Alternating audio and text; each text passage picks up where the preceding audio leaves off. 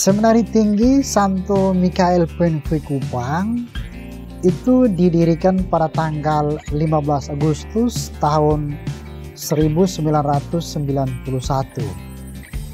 Ide untuk mendirikan Seminari Tinggi Santo Mikael Penfui Kupang itu sebenarnya bertolak dari situasi konkret waktu itu, karena dulu sebelumnya itu semua frater dari timur, baik dari Atambua, Kupang, dan juga dari Pulau Sumba, Kuspan Tebula, pendidikannya berpusat di Seminari Tinggi Santo Petrus Rita Piret. Lama-kelamaan, keadaan di Rita Piret tidak mampu lagi untuk menampung jumlah frater yang sekian banyak. Maka, para uskup dari Nusra Selatan, waktu itu Bapak Uskup Agung Kupang, Monsinyur Gregorius Montero, Uskup Atambua, Monsinyur Anton Painratu, dan Uskup Tebula, Monsinyur Kerubim Pereira, menyepakati bersama dan menjajaki kemungkinan untuk membuka satu seminari tinggi di Kupang, di Pulau Timor. Dan beliau bertiga lalu memutuskan untuk mendirikan satu seminari tinggi interdiosesan, yang kemudian diberi nama Seminari Tinggi Santo Mikael Penfui Kupang, dan tempat yang dipilih adalah di Kupang. Maksud dan tujuan dibukanya atau didirikannya Seminari Tinggi Santo Mikael Penfui Kupang ini tidak lain adalah mau mempersiapkan dan mendidik calon-calon imam Katolik yang cakap, yang matang rohani dan jasmani untuk menjadi pelayan-pelayan dan gembala umat yang bekerja di tiga keuskupan ini: Keuskupan Agung Kupang, Keuskupan Atambua, dan juga Keuskupan Tebula.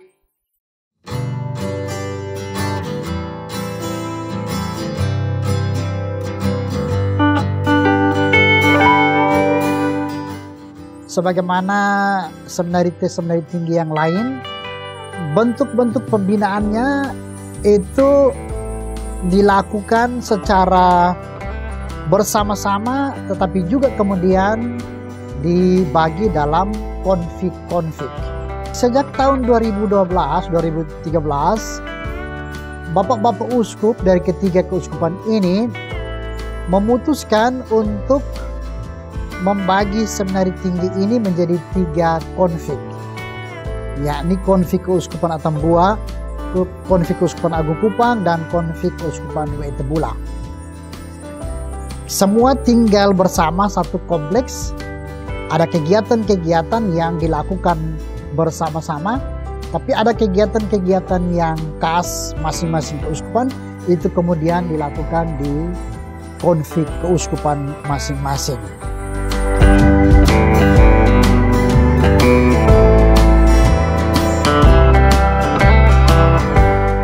Kegiatan rohani yang dilaksanakan di Seminari Tinggi Santo Mikael Penfui Kupang itu dimulai dengan ibadat pagi, dilanjutkan dengan perayaan Ekaristi Kudus. Ada juga kegiatan rohani yang rutin dilakukan, itu antara lain ibadat tobat dan pengakuan pribadi. Selain itu, ada kegiatan rekoleksi bulanan, juga diadakan retret tahunan. Juga ada kegiatan-kegiatan pembinaan rohani tematis yang diberikan baik oleh para formator dari Seminari Tinggi sendiri maupun tenaga-tenaga dari luar yang diminta untuk memberikan pembinaan-pembinaan rohani sesuai dengan kompetensi dari masing-masing pemberi kegiatan rohani itu.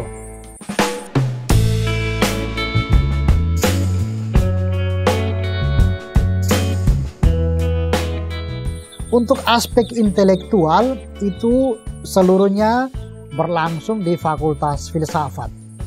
Jadi itu perkuliahannya berlangsung di Fakultas Filsafat mulai dari hari Senin sampai hari Jumat. Sementara hari Sabtu itu hari akademi. Nah, pada hari Sabtu itu para mahasiswa frater dibagi dalam kelompok-kelompok tingkat dan mengadakan akademi yang mengambil dan membahas tema-tema tertentu. Kelompok filosofan yang di dalamnya itu hal-hal yang berkaitan dengan filsafat, sementara kelompok teologan itu mendalami hal-hal yang berkaitan dengan teologi atau juga mendalami dokumen-dokumen gereja. Selain itu ada juga diskusi-diskusi bersama, dibagi dalam kelompok-kelompok minat. Ada kelompok minat sastra, ada kelompok minat menulis di koran, ada kelompok minat diskusi filsafat, dan biasanya didampingi oleh para dosen yang juga adalah para formator di Seminari Tinggi ini.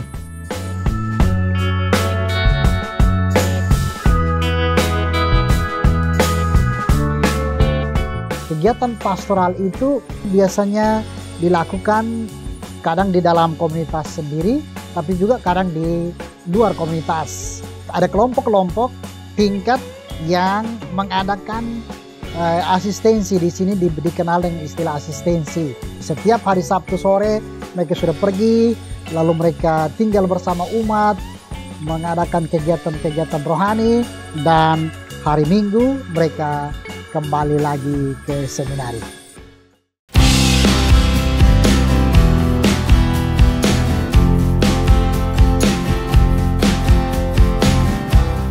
Hal berikut yang juga kemudian tidak luput dari perhatian dan pembinaan itu adalah bagaimana para frater berelasi dengan masyarakat luar. Aturan di seminari itu biasanya pada minggu pertama dan ketiga para frater diizinkan untuk keluar.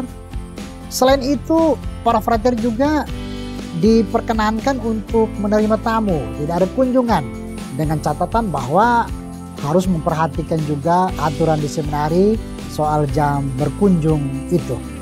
Satu hal yang mungkin menjadi kekhasan untuk kita di Seminari Tinggi Santo Mikael, sampai sekarang para frater belum diperkenankan untuk memegang atau memiliki handphone. Yang boleh memegang HP adalah tingkat 5 dan 6, dengan pertimbangan bahwa mereka itu sudah matang dan kemudian tahu untuk mengorganisasi atau tahu mengatur bagaimana menggunakan HP. Sementara tingkat 1 sampai dengan tingkat 4 itu tidak diperkenankan untuk memegang HP.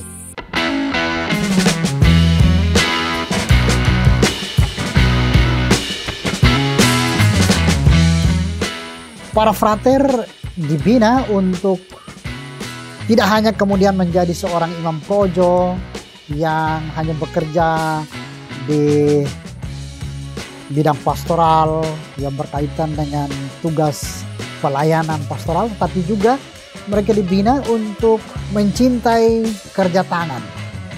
Di sekitar kompleks seminari, karena kita punya tanah masih luas, maka para frater selain menjalani ketiga aspek pembinaan tadi, mereka juga melakukan kerja tangan, balik tanah, lalu menanam tanaman-tanaman umur panjang, juga tanaman umur pendek.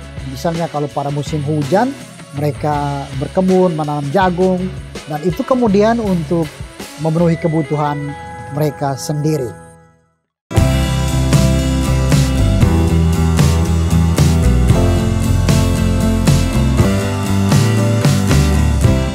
Menjalani masa formasi di Lembaga Pendidikan Calon Imam Seminari Tinggi Santo Mikael Penpui Kupang tentu menjadi pengalaman yang berharga dalam diri saya. Proses pendidikan dan proses pembinaan yang ditempuh di tempat ini di satu sisi bukan hanya meningkatkan kualitas hidup saya sebagai seorang manusia, tetapi lebih dari itu semakin menguatkan panggilan saya sebagai seorang calon imam. Aturan yang dibuat dan dilaksanakan di tempat ini tentu membantu saya untuk mengasah beberapa aspek di dalam diri saya, seperti aspek emosional, aspek fisik, aspek intelektual, aspek sosial, aspek pastoral, dan yang terpenting aspek kerohanian. Saya menyadari betul bahwa aspek-aspek inilah yang kemudian membantu saya atau menjadi pegangan untuk saya ketika berada di medan pastoral nantinya. Oleh karena itu, saya sungguh merasa senang dan bahagia berada di tempat ini, berada di Lembaga Pendidikan Calon Imam Seminari Tinggi Santo Mikael Penpik Kupang.